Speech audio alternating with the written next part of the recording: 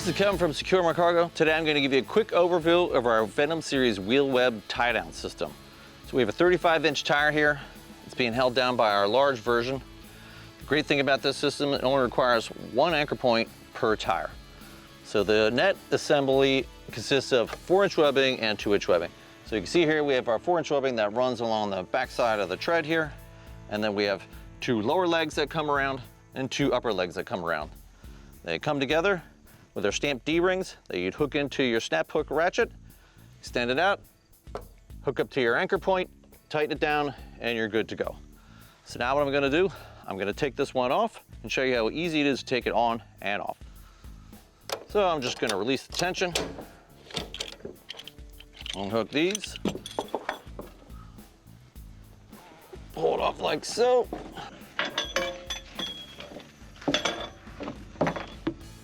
And from here, you can see a better view of the assembly.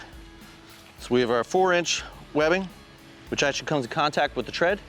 Then you have your 2 upper arms that actually are Cordura covered, so you know that those are go on the top. They're a little shorter than the bottom ones. And then obviously you have your bottom ones.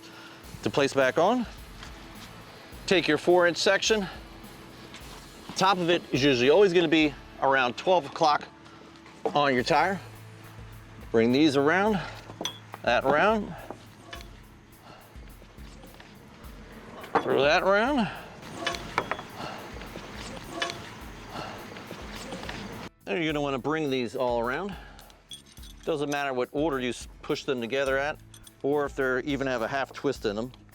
Just make sure they're all on there. You can take your snap hook, get that on there. Then you're gonna pull up some of the tension.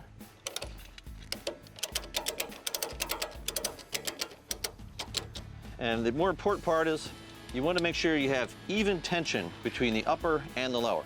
So that might mean you actually have to adjust this either an inch or 2, one way or the other on the back side to get these to even out.